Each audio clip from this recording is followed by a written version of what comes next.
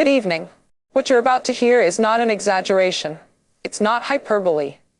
This is the stark reality unfolding on the battlefield right now, and the numbers coming out of the war zone today are frankly staggering. We're talking about a single day that may well be remembered as one of the most devastating 24-hour periods in modern military history. I'm coming to you live with breaking details that paint a picture of destruction on a scale that's difficult to comprehend. Stay with me, because what we've learned in just the past few hours demands your attention. Here's what we know. Today, November 15th, 2025, military forces have reported catastrophic losses in a conflict that continues to escalate at an alarming pace. In just one day, exactly one rotation of the Earth, we're looking at estimated casualties exceeding 1,000 personnel. But that's not all. Nearly 500 unmanned aerial vehicles, drones, have been eliminated from the skies. 500. Think about that for a moment. These aren't just numbers on a spreadsheet. Each figure represents military capability, strategic planning, and lives forever changed. And all of this devastation is concentrating in one particular area, a region that has essentially become a crucible of modern warfare. The focus tonight is Pokrovsk, and what's happening there is nothing short of extraordinary. The data released today by military officials tells us something critical. This isn't just another day of routine combat operations. What we're witnessing is a massive tactical collapse in real time. The losses are so severe, so concentrated, that military analysts are scrambling to understand the full implications. When you lose over 1,000 troops in a single day, that's not attrition. That's devastation. When nearly 500 drones disappear from your operational inventory in 24 hours, that's not wear and tear. That's systematic destruction of your technological advantage. And here's what makes this even more significant. These losses are verifiable, documented, and released through official military channels. This is as close to ground truth as we get in modern conflict reporting. Let me walk you through exactly what happened in this 24-hour window, because the details matter. According to the Armed Forces of Ukraine General Staff, the personnel losses alone topped 1,000. But when you dig into the equipment and technology losses, the picture becomes even more alarming. 490 drones destroyed. Let that sink in. That's nearly 500 eyes in the sky. 500 reconnaissance and strike platforms just gone, eliminated.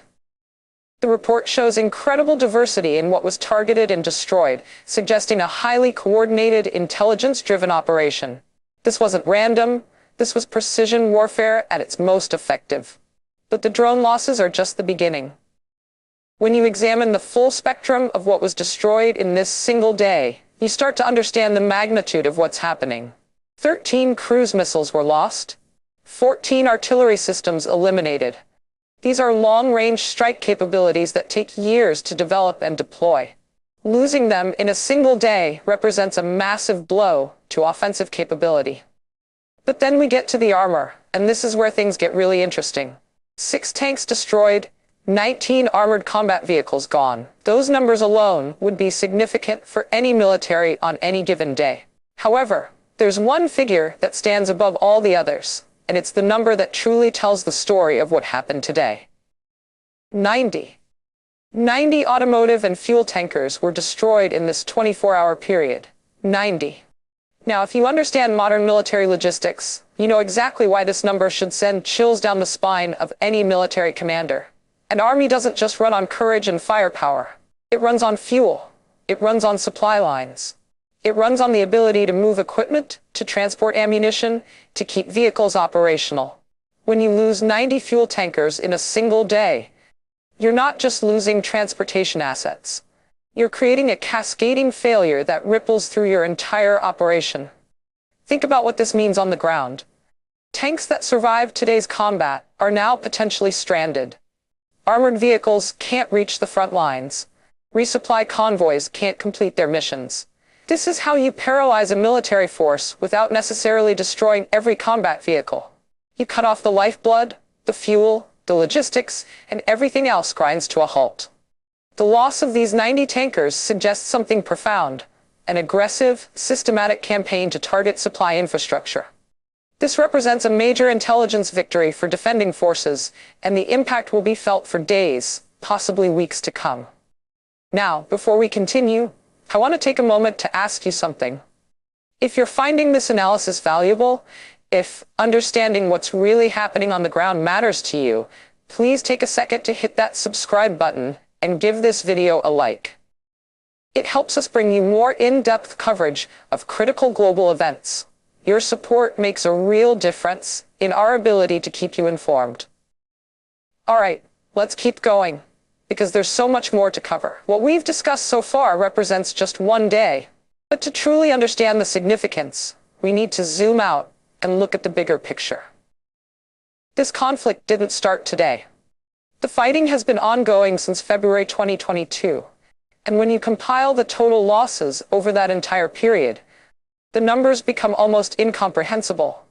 We're talking about approximately 1,157,400 estimated personnel casualties. Read that again. Over 1 million people. The human cost is staggering, but the equipment attrition tells its own devastating story. 11,350 tanks destroyed since the conflict began. But here's the metric that really defines this war for military analysts. Artillery systems. 34,443 artillery pieces.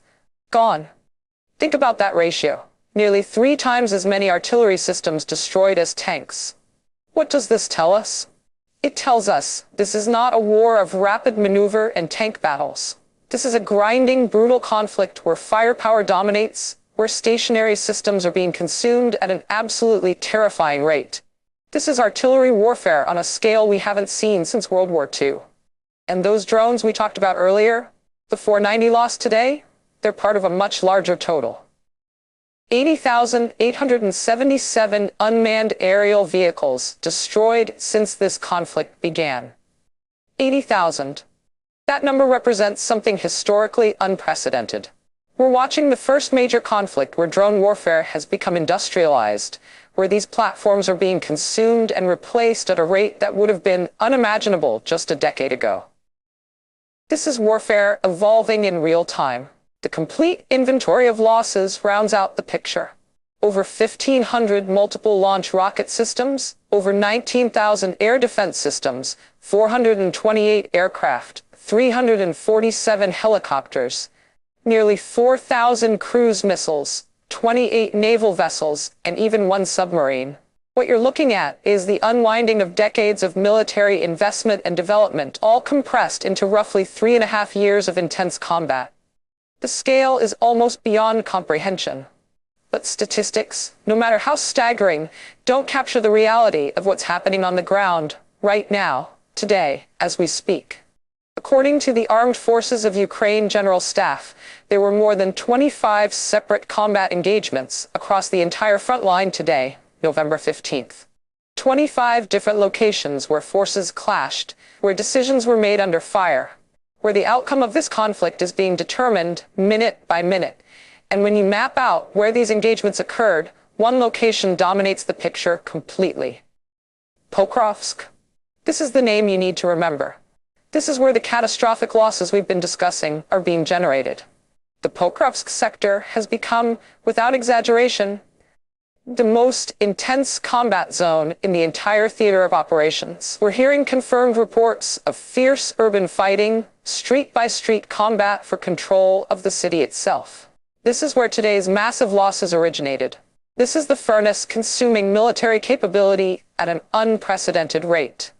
And here's where the situation becomes even more complex and concerning. We've been able to confirm details from Daniel Borisenko, who serves as head of intelligence for the anti-aircraft missile and artillery division of the Rubis Brigade. He's not sitting in an office somewhere analyzing maps. He's on the ground, in the thick of this fighting, and his assessment provides crucial insight into what's really happening. According to Borisenko, the Ministry of Defense has been forced to commit an enormous number of defending forces to the Pokrovsk sector, pulling units from various commands and throwing them into the battle to prevent a breakthrough. This massive commitment of forces makes tactical sense. When you're facing the kind of pressure we're seeing in Pokrovsk, you don't hold back. You commit everything necessary to hold the line. But here's the critical problem, and Borisenko was direct about this. Coordination between all these different units remains extremely difficult. That word, difficult, is doing a lot of heavy lifting. In military terms, when an intelligence officer on the ground says coordination is difficult, what he's really saying is that there are serious challenges in getting all these different forces to operate as a cohesive unit. This is a fundamental problem in military operations. You can have superior numbers, you can have motivated troops, you can be inflicting massive casualties on the enemy. But if your forces aren't coordinated, if they're not operating with unified command and control, you're vulnerable. Different units have different communication systems, different tactical procedures, different command structures. When you rapidly integrate forces from multiple commands under combat pressure, friction is inevitable. The question becomes whether that friction creates exploitable weaknesses. So let me paint the complete picture for you, because this is where all the pieces come together. On one side, you have Russian forces suffering absolutely catastrophic losses. 1,000 personnel in a day, 490 drones, 90 fuel tankers. These are not sustainable numbers by any measure. No military on Earth can absorb this rate of attrition indefinitely. The logistical bleeding is severe, possibly fatal to sustained offensive operations. But on the other side, you have defending forces dealing with critical coordination challenges at the exact moment and location where the fighting is most intense. They're winning tactically, inflicting massive damage, but struggling with the operational challenge of synchronizing multiple units in real-time combat. The Pokrovsk sector isn't the only active area. The Kostiantynivka and Lyman sectors also saw significant combat today.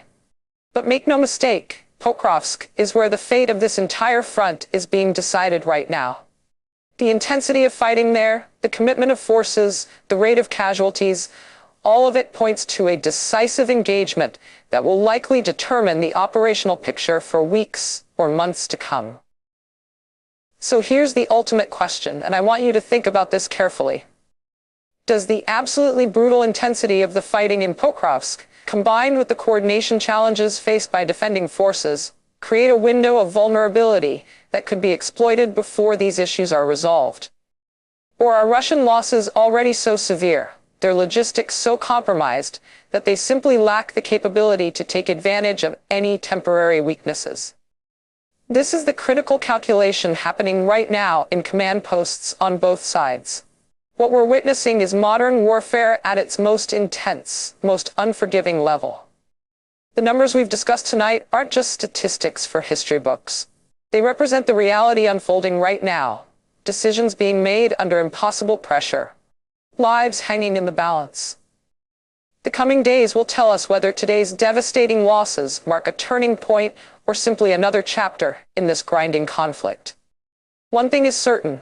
November 15th, 2025 will be remembered as a day when the true cost of modern warfare was laid bare for all to see.